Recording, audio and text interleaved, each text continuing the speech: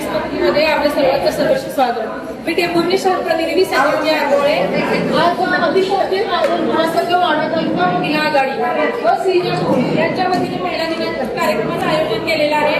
ब्राह्मण समाजाचे अधिकारी व पदाधिकारी या कार्यक्रमामध्ये मोठ्या संख्येने उपस्थित आहेत। ब्राह्मण महिला माळा अध्यक्ष चित्राताई जोशी आपल्यासोबत आहेत। आपण त्यांच्याशी बातचीत करणार आहोत। मॅडम, काय सांगाल या कार्यक्रमाचं काय नियोजन असणार आहे? या कार्यक्रमामध्ये आपल्याला सर्वांशी एकत्र येऊन संघटित होऊन जसं एका पुरुषाच्या मागे स्त्री असते तशी एका स्त्रीच्या मागे देखील पुरुषांचा हात असतो हे यातूनही स्पष्ट होत आहे। आपल्याला हे देखील सांगायचंय आणि स्वतःसाठी स्वतः जगलं पाहिजे यातून ही प्रेरणा आपण घ्यायची आहे आणि आपल्याला मान्यवरांनी देखील ते सांगितलेलं आहे। या कार्यक्रमामध्ये दिवसभरात काय काय आयोजन असणार आहे? या कार्यक्रमामध्ये आपण सर्वांचा मनोगत, विविध क्षेत्रातील मान्यवरांचे सत्कार आणि अखिल भारतीय ब्राह्मण महासंघ यांच्याकडून जे भाजपकडून कमळ या फुलावरती निवडून आलेले सदस्य आहेत, पंचायत समिती, जिल्हा परिषद यांचा विशेष सन्मान या ठिकाणी करण्यात आलेला होता। आपण अजून काही मान्यवर आहेत त्यांच्याशी बातचीत करणार आहोत। मॅडम, काय सांगायला आज आपण ग्रामीण भागामध्ये शहरी भागामध्ये बघतो आहोत की मुली काही महिला गायब होतात त्याच्याबद्दल आपण भूमिका असणार? ग्रामीण भागातून आणि शहरी भागातून मुली आणि महिला आज बऱ्याच मोठ्या प्रमाणामध्ये गायब झालेल्या आहेत। कारण या जिल्ह्याचे SP अखिल कुलकर्णी आणि CP एम राजकुमार यांच्याकडे या संदर्भामध्ये तक्रारी नोंदवलेल्या आहेत। ज्या महिला गायब झालेल्या होत्या त्यापैकी 100-150 महिला परत आणलेल्या आहेत, परंतु अजूनही बऱ्याच महिला मग त्याच्यामध्ये काही लवचियाचे प्रकार आहेत का, ते स्वतःहून व शक्तीला प्रकाराला बळी पडून गेलेल्या आहेत का, त्यामध्ये काही विवाहित महिला आणि मुली पण आहेत, त्याही गायब झालेल्या आहेत। तर त्याच्या संदर्भामध्ये वेगवेगळ्या ठिकाणी पथकं पाठवून त्यांचं शोध घेण्याचं काम चालू आहे आणि लवकरात लवकर या महिला स्वगृही येतील अशा प्रकारची आम्ही प्रयत्न करू। एकीकडे सर्वत्र महाराष्ट्रामध्ये महिला दिन उत्साह साजरा केला जातो, पण खरं तर महाराष्ट्रामध्ये महिला सुरक्षित आहेत का? महिला आणि मुली सुरक्षितच आहेत, परंतु अशा प्रकारे ज्या काही एखादी घटना घडते आणि त्यामध्ये मग सगळीकडे असं होतं की महिला आणि मुली सुरक्षित नाहीयेत, परंतु आपणही स्वतः महिलांना आणि मुलींना माझी सूचना आहे की आपणही या 21व्या शतकामध्ये वापरतोय तर स्वतःचं स्वसंरक्षण कशा प्रकारे करावं या प्रकारचं प्रशिक्षण त्यांनी घ्यायला पाहिजे आणि असे कुठले प्रसंग आले तर नेमका ह्याला कसं तोंड द्यायचं या सगळ्या गोष्टी शिकून आपलं स्वतःचं संरक्षण त्यांना करता आलं पाहिजे। आणि शिवाय आणि पोलीस आणि प्रशासन त्यांच्या मदतीला आहेच। आमच्याकडे जर अशा प्रकारच्या घटना कळवल्या तर त्याच्या संदर्भामध्ये शोध घेण्याचं काम आम्ही एक राजकीय अध्यक्ष म्हणून मी स्वतः यामध्ये लक्ष घालून नक्की करेन आणि यापुढे अशा ज्या काही तुरळक घटना घडतात त्याला पायबंद घालण्याचा नक्की प्रयत्न करेन। या कार्यक्रमाच्या माध्यमातून आपण काय संदेश द्याल की महिला मुलींनी कोणतं प्रशिक्षण घेतलं पाहिजे? स्वसंरक्षणाचे ज्यासाठी कराटे असेल, त्याचबरोबर दांडपट्टा, तलवारबाजी अशा ज्या शिक्षण असतात शाळेपासूनच या मुलींना शिकवलं जातं, तर अशा प्रकारचं स्वसंरक्षणाचे धडे मुलींनी घेतले पाहिजेत आणि आपलं स्वतःचं संरक्षण केलं पाहिजे।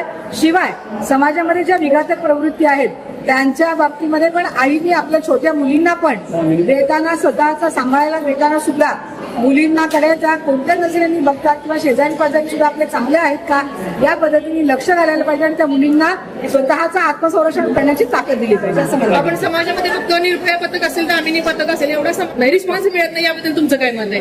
हे पण मला तुम्ही म्हणताय तसं 100% होत नाही। आता आम्ही बऱ्याच वेळेला दामी पथकाला की म्हणा किंवा स्वसंरक्षणासाठी पथकाला पाचारण करतो, बऱ्याच लवकर त्या तिथे त्या उपस्थित असतात आणि त्यामध्ये प्रतिबंध घालण्याचा नक्की प्रयत्न करतात। महिला आणि मुलींना मला सांगणं आहे की आपण या लव जिहादचे जे प्रकरण आहे ते कोणत्याही आमिषाला बळी न पडता त्यामध्ये आपण जाऊ नये आणि आपण त्या दुष्ट प्रवृत्तींना आळा घालण्यासाठी किंवा कोणतीही प्रलोभनं, मोबाईलचं असेल, गाडीचं असेल, पैशाचं असेल, अशा प्रकारची प्रलोभनं तुम्हाला जे दाखवतात ती मुलं ते आणि वेगवेगळ्या धर्मांतर करायला लावतात, अशा प्रलोभनाला तुम्ही पडू नये आणि आई वडिलांनी पण आपल्या मुलीवर असे संस्कार केले पाहिजेत की लव जिहादला ती बळी पडू नये। मॅडम, काय सांगाल?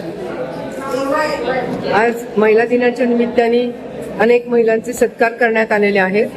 तर राजकीय क्षेत्रामध्ये ज्या महिला आता प्रवेश केलेला आहे, निवडून आलेल्या आहेत, त्या सर्व महिलांना असं सांगणं आहे की आपल्याला जी संधी मिळालेली आहे त्या संधीचं आपण सोनं केलं पाहिजे आणि हे संधीचं सोनं करणं म्हणजे ज्या क्षेत्रामध्ये आपण प्रवेश करतायत त्या क्षेत्राची संपूर्ण माहिती ही आपण करून घेतली पाहिजे आणि जर तुम्हाला त्या क्षेत्राची संपूर्ण माहिती झाली तर निश्चितच तुम्ही त्या क्षेत्रात स्वतःला सिद्ध करू शकता. मॅडम, ब्राह्मण संघ कधी अस्तित्वात आला याबद्दल तुम्ही काय सांगा? अखिल भारतीय ब्राह्मण महासंघाची स्थापना 2006 साली झालेली आहे आणि आज जवळजवळ 22 राज्यांच्या मध्ये हा अखिल भारतीय ब्राह्मण महासंघ कार्य करतोय. आंध्र प्रदेश सरकारने ब्राह्मण भवन तयार केलेलं आहे. दिल्लीमध्ये सुद्धा आम्ही ब्राह्मण भवनाची निर्मिती केलेली आहे आणि अशा या माध्यमातून महिलांना आर्थिकदृष्ट्या स्वावलंबी करणं, युवकांना उद्योगाचं प्रशिक्षण देणं आणि स्वतःच्या पायावर त्यांना उभं करणं असे महत्वाचे उपक्रम अखिल भारतीय ब्राह्मण महासंघाच्या माध्यमातून राबवले जातात. पण या ग्रामीण भागामध्ये ब्राह्मण संघाचा कुठेही प्रसार झालेला नाही, याबद्दल तुमचं काय मत आहे? कसं आहे की शहरामध्ये याचा प्रसार झालेला आहे आणि आता हळूहळू ग्रामीण भागापर्यंत सुद्धा हे पोहोचवलं जाते. आजच आपण बघितलं की टेंभुर्णीसारख्या गावामध्ये अखिल भारतीय ब्राह्मण महासंघाच्या माध्यमातून समाजातील प्रत्येक घटकातील महिलेचा सत्कार हा केलेला आहे. त्यामुळे हळूहळू त्याचा प्रसार होतोय. या महासंघाचा नेमका उद्देश काय आहे? या महासंघाचा नेमका उद्देश म्हणजे ब्राह्मण समाज हा संघटित करणं हा आहे. पण ब्राह्मण समाज संघटित होतो याचा अर्थ तो दुसऱ्या समाजाच्या विरोधात आहे असं होत नाहीये. तर या समाजाने संघटित होणं आणि जर समजा या समाजातील कोणावरती कुणी आक्षेप घेत असेल, आपण बघतो की आजकाल ब्राह्मण समाज हा एक सॉफ्ट टार्गेट झालेला आहे. म्हणजे कुणीही उठतं आणि ब्राह्मण समाजातील व्यक्तींच्या वरती टीका करतं आणि त्याला प्रत्युत्तर देण्याची धमक आज समाज संघटित झाल्यामुळं त्या निमित्ताने त्याच्यात निर्माण झालेली आहे. आणि अशा पद्धतीने समाजाला संघटित करून समाजाला सक्षम बनवणं हाच याचा उद्देश आहे.